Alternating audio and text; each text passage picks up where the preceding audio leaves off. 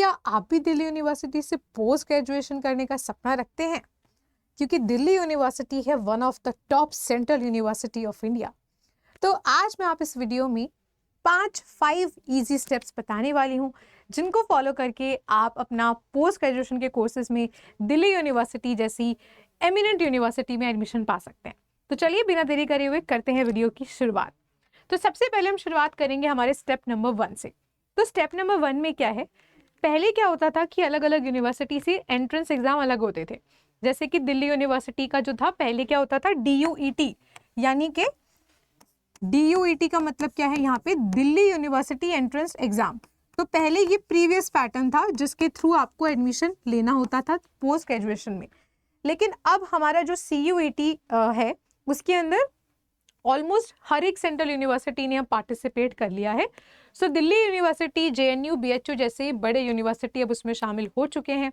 तो अब इनके जो अलग से एग्जाम होते थे, जैसे दिल्ली यूनिवर्सिटी का DUET, JNU का JNUEE और उसके अलावा BHU का भी एंट्रेंस एग्जाम होता था, अब आपको ये वाला पैटर्न फॉलो नहीं करना है। अब क्या होने लगा है, इसकी जगह आपको क्या देना होगा, अब CUET PG। तो CUET PG देना है, तो उसके लिए आपको दिल्ली यूनिवर्सिटी का फॉर्म नहीं भरना अलग से, आपको CUET PG का ही क्या भरना होगा, एप्लीकेशन फॉर्म भरना होगा। अगर हम बात करें 2026 की कि फॉर्म कब से कब तक देखने को मिल जाएगा, तो आपका जो फॉर्म है वो दिसंबर से लेके जैन में आ जाता है। December starting, December end the Jan starting, ठीक है, जनवरी का स्टार्टिंग।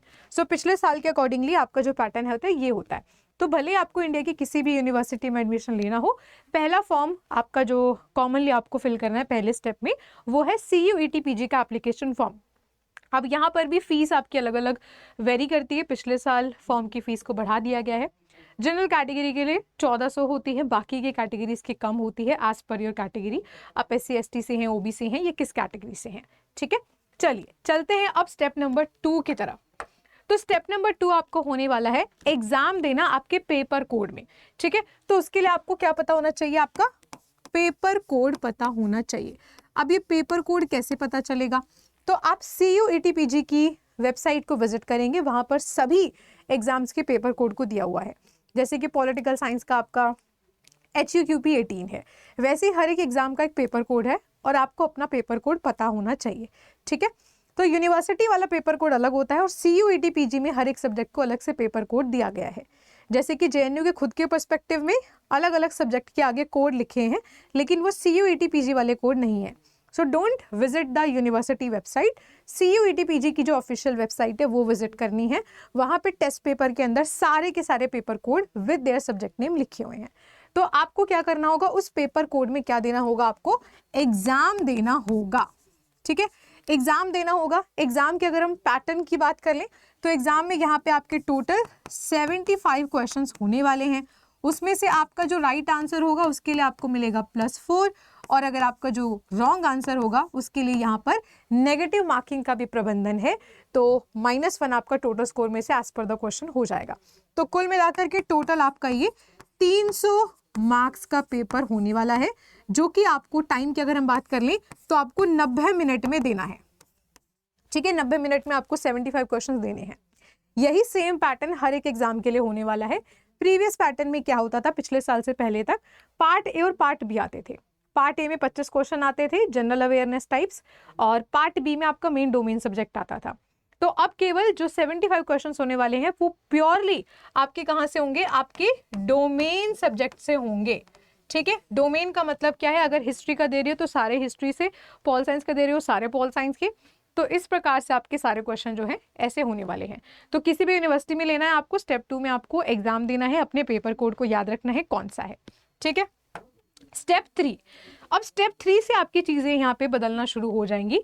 सबसे पहले आपको अपने रिजल्ट को कर लेना है डाउनलोड, जिसको हम लोग किस नाम से बुलाते हैं, स्कोर कार्ड, ठीक है। स्कोर कार्ड को आपको यहाँ पे क्या कर लेना है, डाउनलोड कर लेना है। तो CUET PG की वेबसाइट पर जिस दिन आपका फाइनल आंसर किया आएगा, पहले प्रोविजनल आंसर किया आएगा, फिर उसमें जो क्वेश्चंस कुछ गलत दे रखे होंगे आंसर, उनको स्टूडेंट्स चैलेंज करेंगे, जिसमें एक क्वेश्चन के रुपए 200 रुपये होते हैं, पर क्वेश्चन 200 रुपये। और उसके बाद आपकी फाइनल आंसर की आती है। फाइनल आंसर की के अगले दिन ही रिजल्ट आ जाता है। हालांकि पिछले साल दोपहर में फाइनल आंसर की आ गई और रात में फाइनल रिजल्ट भी आ चुका था। तो ये सारी अपडेट आपको इस चैनल पे मिलती रहेंगी, तो चैनल को सब्सक्राइब करके रखना, लास्ट में आपको बहुत मदद मिलेगी। हर रात में, चाहे रात में आए दिन में आए, हमेशा उसी टाइम हम लाइव लेकर आते हैं, ठीक है। स्कोर कार्ड को डाउनलोड करके रखना है। अब आपको क्या करना है, डिफरेंट वेबसाइट्स को विजिट करना है, मतलब डिफरेंट यूनिवर्सिटी, हर एक यूनिवर्सिटी नहीं, जो भी यूनिवर्सिटी में आप एडमिशन लेना चाहते हैं, आपको उस यूनिवर्सिटी की जो वेबसाइट है, आपको उस यूनिवर्सिटी की जो वेबसाइट है वो विजिट करते रहना है, क्योंकि अब इन वेबसाइट के ऊपर क्या निकाले जाएंगे, नोटिफिकेशंस निकाले जाएंगे।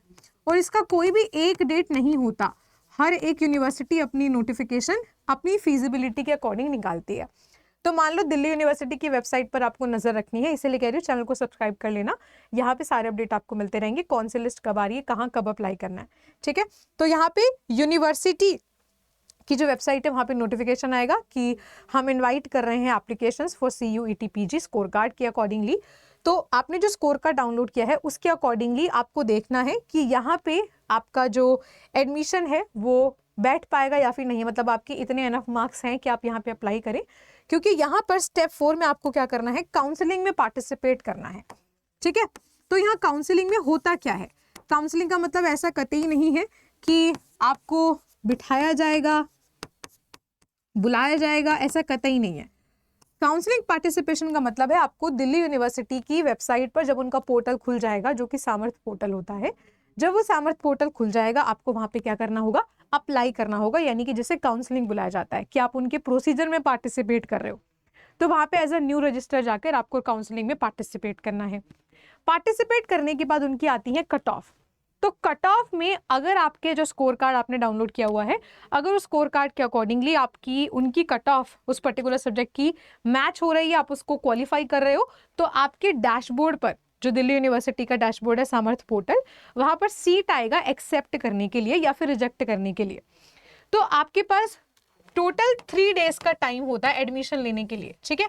उन 3 दिन में आपके सामने जो एक्सेप्टेड सीट है आपको उसे एक्सेप्ट करना है और आपको फी पेमेंट करनी है। इवन अगर आप अगले राउंड में कंसीडर होना चाहते हैं फिर भी, मान लो आपको फर्स्ट राउंड में सही प्रेफरेंस नहीं मिली, क्योंकि आपने रजिस्टर करते समय कॉलेजेस को प्रेफरेंस देना है। यहाँ पर मान लो आपको 5th 6th प्रेफरेंस का कॉलेज मिला और आपको लग रहा है मुझे आगे की कट ऑफ में कोई अच्छा कॉलेज ऊपर का मिल सकता है, तो फिर भी आपको इन 3 दिनों में जो भी आपका कॉलेज मिला है वो आपको एक्सेप्ट करना है, उसकी पेमेंट करनी है, फी पेमेंट, तभी आप नेक्स्ट राउंड में पार्टिसिपेट कर पाओगे।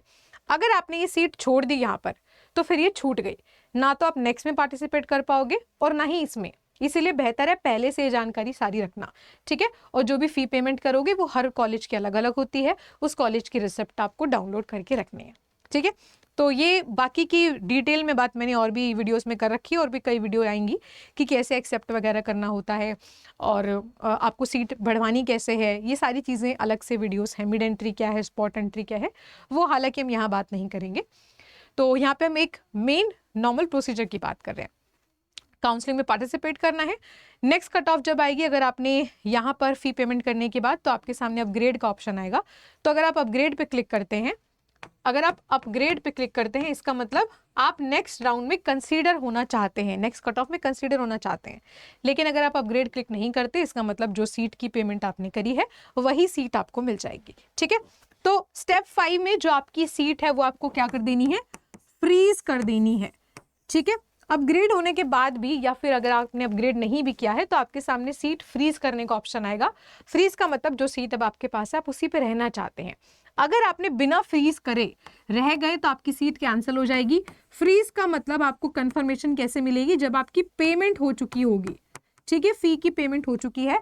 जब तक आपकी किसी भी पोर्टल पे, किसी भी यूनिवर्सिटी के पोर्टल पर फी पेमेंट ना हो जाए, तब तक आपका एडमिशन कंसीडर नहीं है, ठीक है, भले आपने वहां पे रजिस्टर कर लिया।